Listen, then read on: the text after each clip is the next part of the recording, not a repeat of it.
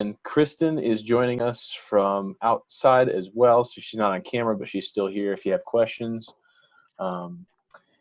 Let's go ahead and start with Commissioner Shelton. Did you have an update? Did you want to read the county numbers? I have them here too, if you didn't want to.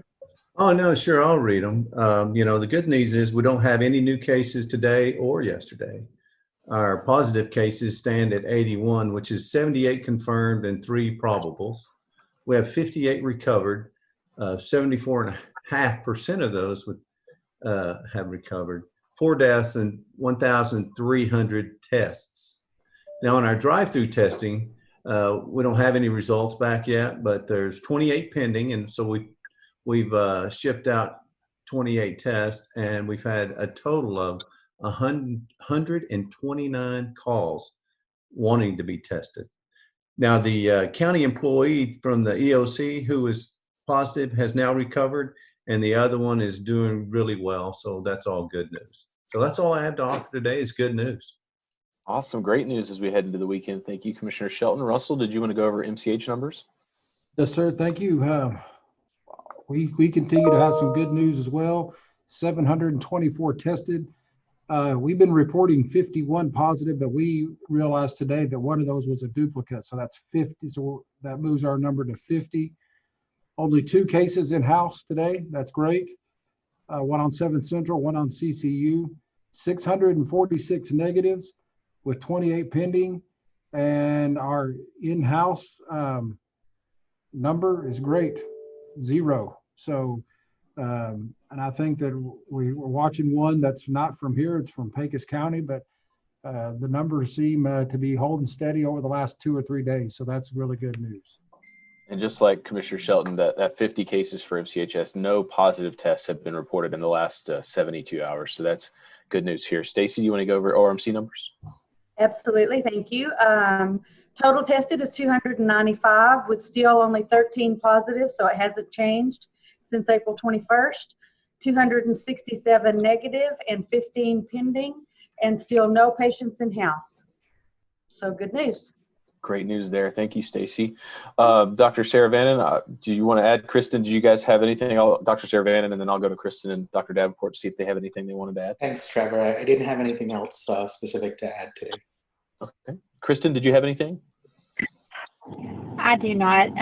You know what I do? I received a message just now that the test that we did have pending from Fort Stockton that Russell just mentioned, they just got a result back a few minutes ago, and it's negative as well. So we still just have the 2 positives. And no PUIs in the house. That's very, very good news. Thank you, Kristen. Dr. Davenport, did you have anything? Oh, go ahead, Commissioner Shelton. Yeah, Trevor, I forgot to mention that the household with the 4-month-old baby has also recovered. So more good news. Wow, really, really good news. Dr. Davenport? I don't have anything to add this time. Awesome. Looks like everybody just wants to get out of here on Friday, huh? All right, first up. I do have one thing. Okay. And I'm sure this is probably no surprise to everybody, but as we move into the reopening of the world as we have today, we've rolled out some information on social media that we are asking everybody that is coming into the hospital not only to wear a mask, but to bring a mask with them.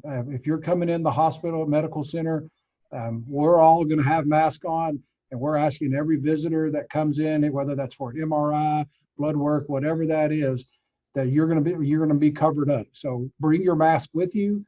If you just don't have one, we'll give you a mask, but we're asking to help control on the resources for people to bring their mask or bandanas or whatever they have to cover.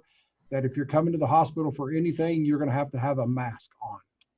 And just want to reiterate too that the visitor policy itself is still not changing. No visitors allowed under very strict circumstances, end of life, etc. That's still the case, but patients, or if you are a support person that is escorting somebody with a disability or for a surgery, everybody does need to be wearing a mask inside the hospital, and that's just to keep our staff, patients, and visitors safe in this hospital. Yeah, I mean, even MRIs, and I'm sure y'all have the same type of deal going as well? Yes, we do. We encourage everybody to bring their own masks as well for a period of time for people that were visitors, not patients. We were trying to give out the homemade masks first before we would give out the medical surgical masks. So yes, we encourage everybody to bring their own mask if they can. Awesome. Thank you, Dr. Servan, and thank you, Russell. All right, we can go ahead and get started with media questions. Looks like first up I see Jonathan from News West 9. Hey, this is, I guess, for both MCH and ORMC. With the reopening of Texas, more people are going out, obviously, just because they've been cooped up for the last 6 weeks. So are you guys expected to, I guess, ramp up even more testing, or is it going to pretty much stay the same kind of process that we've been having for, like I said, these last 2 months now? So you know the testing criteria, Jonathan. We've covered that before as well, and I went over the newest CDC guidelines yesterday as well. So if people start to meet more of the criteria for testing, that means we have more persons under investigation. Yes, we will be doing more testing. We hope that is not the case, because that's not the idea. If you can maintain the social distancing as we reopen parts of our economy, parts of our normal businesses in stages, I think if we can stay cautious, then we don't want to increase testing. We have the potential to, but we don't want to see more PUIs. I thought it was pretty interesting this morning, just as a side note, and maybe it was just knowing what today is, but I felt like even in the traffic that I could feel a difference in the traffic today, that there was seemed to be more traffic.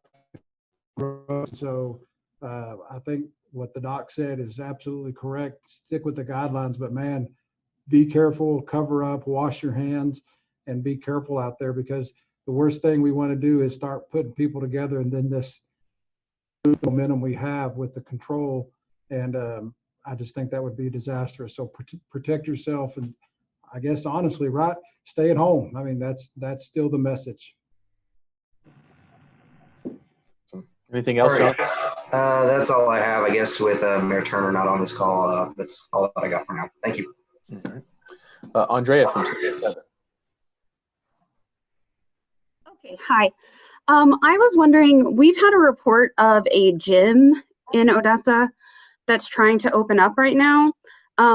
Again, with the mayor not on the call, I guess we can't really talk about enforcement, but is there any way to be socially distant at a gym right now? Is it safe to be going to a gym? I can tell you, we have had discussions here about Mission Fitness and how do you roll that out. I think the gyms are still shut down, I believe, till the 18th. I think is for some reason that number's sticking out.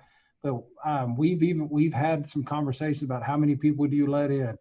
Do you close down every other machine? How often do you wipe down, which is every time they're used? And so I think the problem is right now getting that many people so close together and touching so many touch points in a gym that I think it makes it very difficult to know that that's a safe environment where we stand today. Right, and Andrea, the question was actually asked yesterday as well, and Mayor answered that he would look into the situation of the gym that was trying to open, and that the governor's order is still for gyms to remain closed.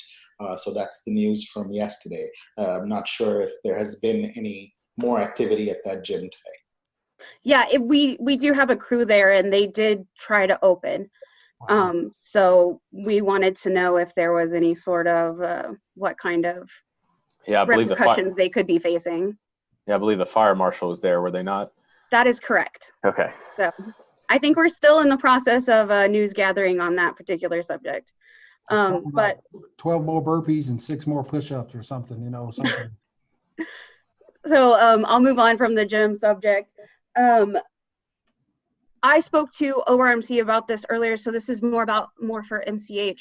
But have you seen any evidence that people who have like stroke symptoms or might be going through a heart attack, that they are not seeking care because they're worried about going into an ER?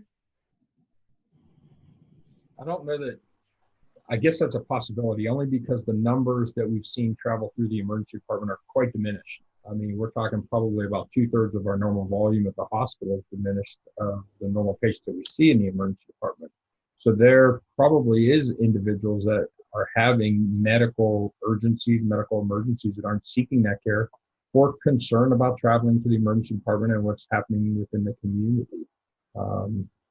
It has been discussed multiple times, and Dr. Saravanan has discussed this as well, that if you do have a medical urgency or emergency, something that can't wait to see your primary care physician, you need to notify somebody, or if you do believe it's an emergency, the emergency department is the option for you to travel to make sure that everything's safe. Okay, thank you. That's it for me. Okay, thank you, Andrea. And I got a follow-up question just from the gym one. This is probably for the doctors as well. Is COVID-19, can it be transmitted through sweat? I know we say it can be transmitted to the face and through breathing. Can it be transmitted through sweat? Do we have any information on that?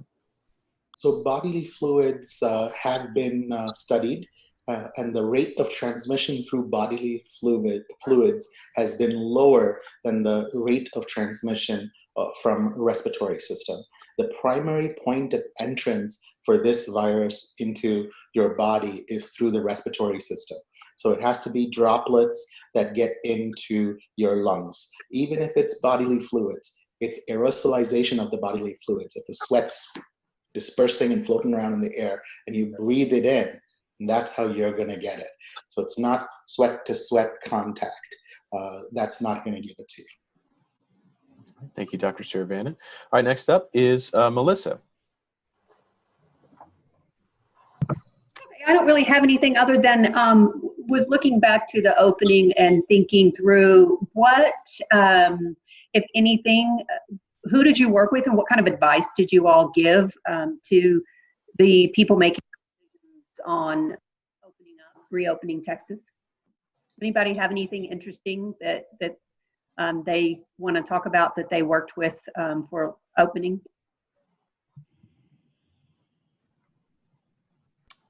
We've had several calls about just what we think when the reopening happens, what kind of preparation we have. Should we have a rush, a big wave? A second wave, I guess, is, well, really, we really didn't have a first wave, so really just a wave come in. Would we be prepared for that?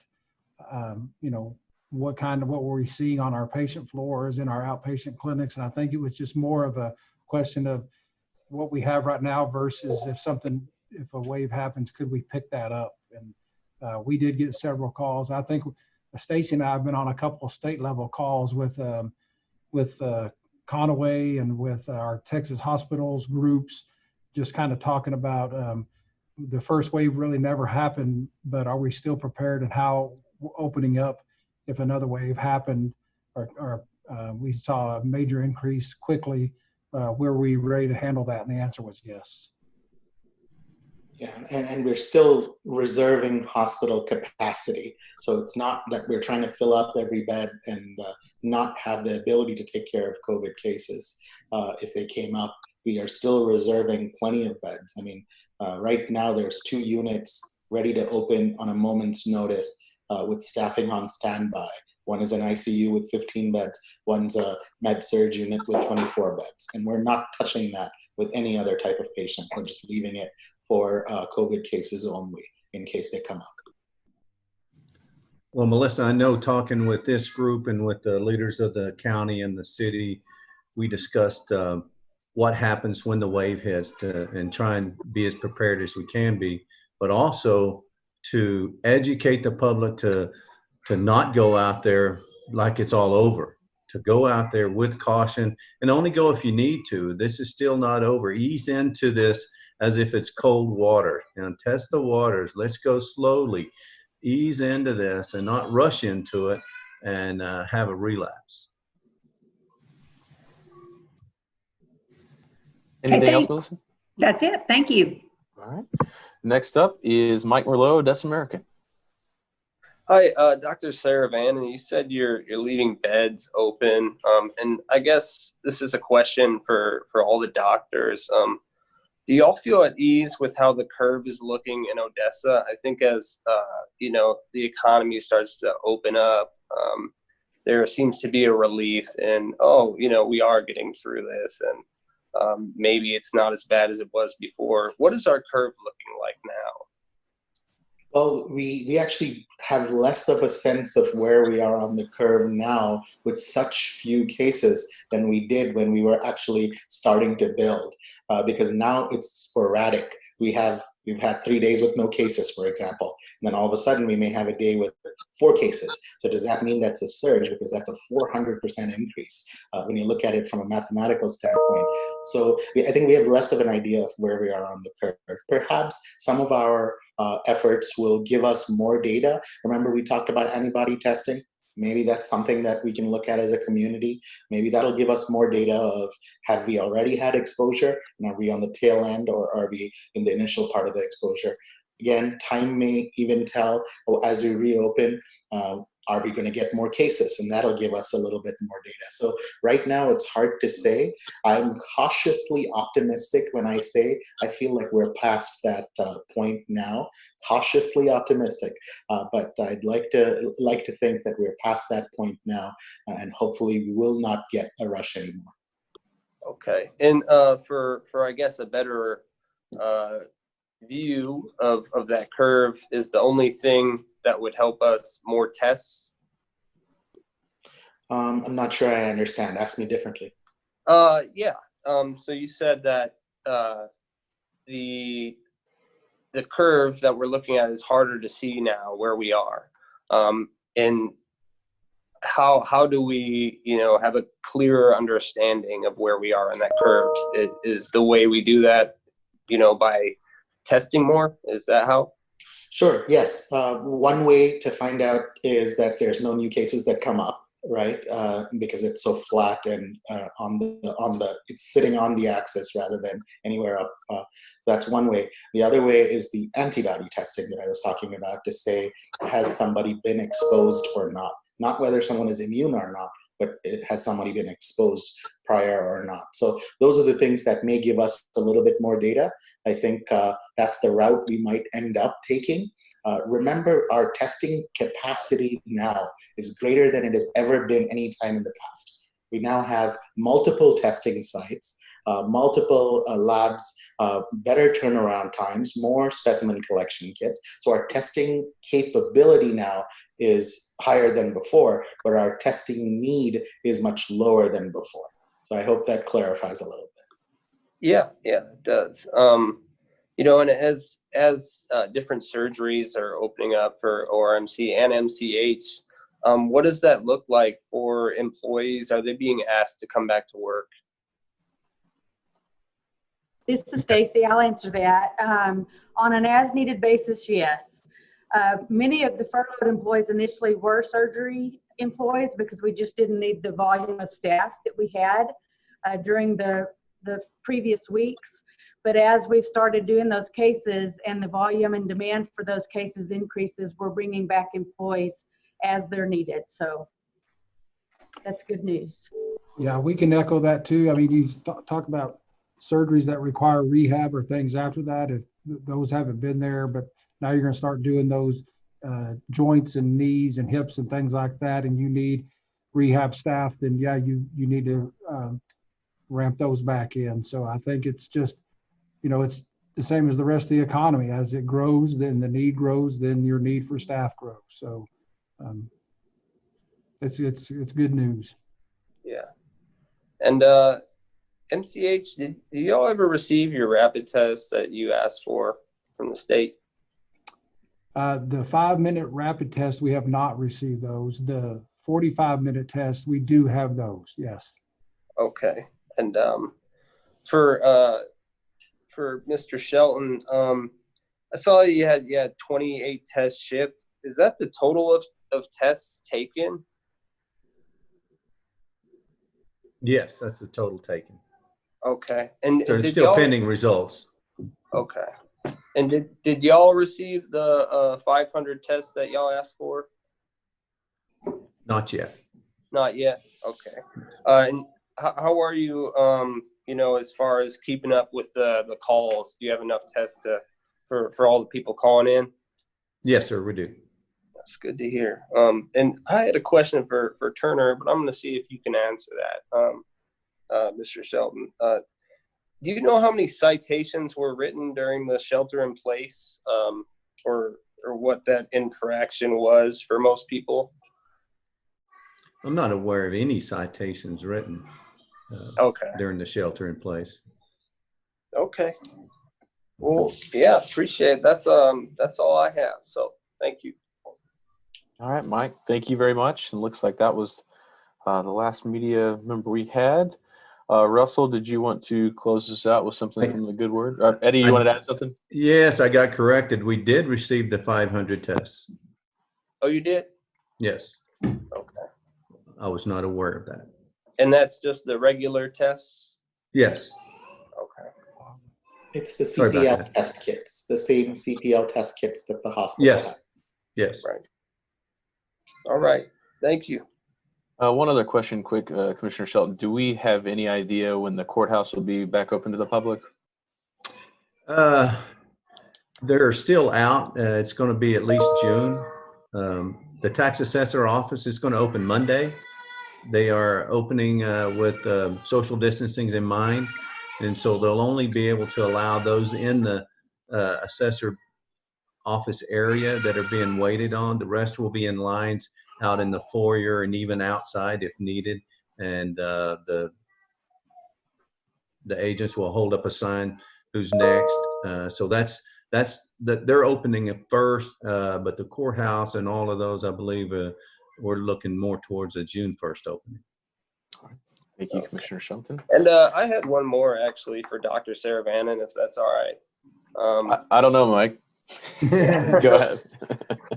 So this one's more about the the new CDC criteria. So if someone thought they had COVID-19, and they had muscle aches last week, say, and they didn't meet the screening criteria, do they have to get rescreened to get tested?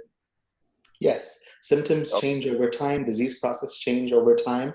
If you didn't meet criteria one day, the very next day you could have a fever possibly, and you would meet the criteria. So I would say, yes, if you are not getting better or if you are getting worse, then definitely call back.